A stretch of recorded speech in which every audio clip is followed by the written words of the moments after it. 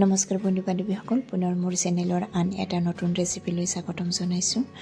আজিৰ ৰেচিপিটোৰ বাবে লৈছোঁ পিঁয়াজ, কেঁচা জলকীয়া এটা, আদা এডোখৰ, ধনিয়াৰ পাত আৰু লৈছোঁ মাটিমাহৰ দালি। এইখিনি যোৱা ৰাতি তিয়াই লৈছোঁ আৰু এইখিনি লৈছোঁ চাউল, একাপ চাউল আছে আৰু আধা কাপ মাটিমাহৰ দালি। এইখিনি এতিয়া মই মিক্সাৰ জাৰত মিহি কৰি ল'ম।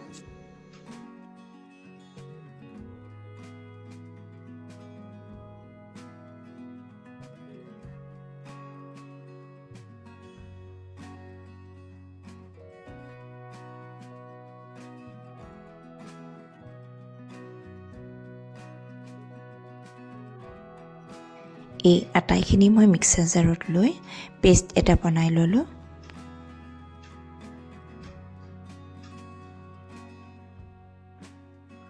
মিক্সাৰ জাৰটো ধুই অলপ পানী দিলোঁ।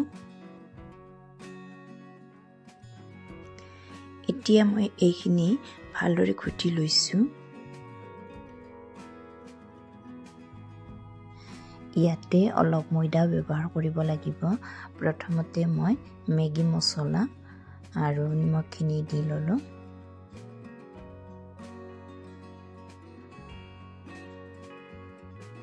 ভালদৰে মিহলি কৰি ল'লোঁ। মছলাৰ পৰিমাণটো কম হোৱা যেন লাগিছে, গতিকে আৰু অকণমান দি দিলোঁ। এতিয়া ইয়াতে ময়দা 2 চামুচ দিলোঁ, দি ভালদৰে ঘুটি ল'লোঁ। ইয়াত ময়দাখিনি দিছোঁ, কিন্তু মই পানী দিব লগা হোৱা নাই। অকণমান পনীয়া পনীয়া হৈ আছিল, সেই জোখতে হৈ গৈছে। আধা ঘণ্টা সময়ৰ কাৰণে মই ঢাকনিখন লগাই দিলোঁ।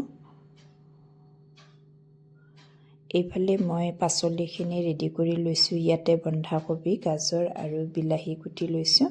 এই আটাইখিনি একেলগ কৰি লৈ ল'লোঁ।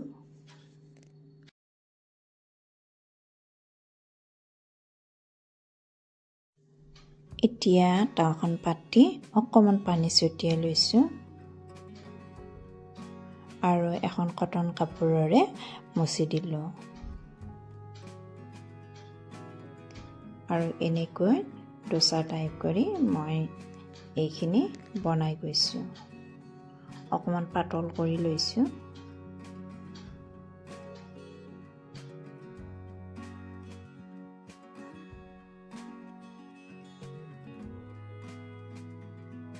এয়া অকণমান চাৰিওফালে ৰিফাইন তেল ছটিয়াই দিছোঁ। তাৰ পাছতে ফেটি লোৱা কণী এটা দি দিলোঁ। কণীটো চাৰিওফালে মিলাই দিছোঁ।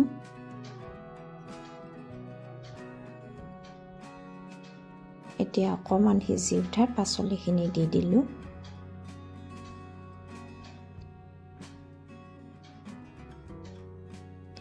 সোৱাদৰ কাৰণে ক'লা নিমখটো ছটিয়াই দিছোঁ আৰু তাৰে ওপৰত দিছোঁ টমেটো। 1 মিনিটমান সময়ৰ কাৰণে ঢাকনিখন মাৰি দিছোঁ।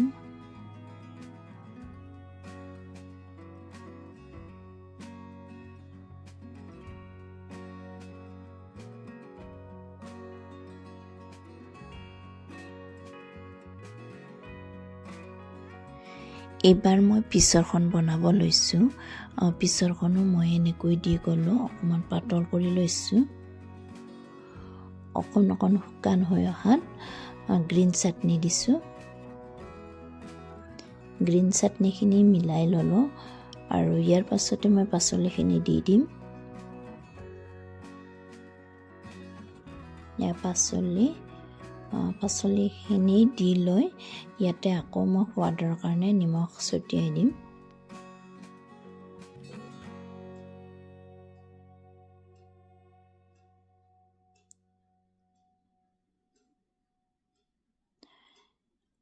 আকৌ টমেটো কেচাপ অকণমান দি দিলোঁ।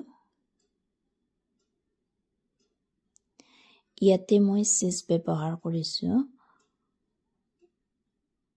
আৰু 4 টুকুৰমান চীজ মই এনেকৈ দি দিলোঁ আৰু অকণমান ৰিফাইন তেল চাৰিওফালে ছটিয়াই দিছোঁ। এতিয়া ডোচাখন হৈছে মই এনেকৈ ভাজ কৰি লৈ নমাই ল'লোঁ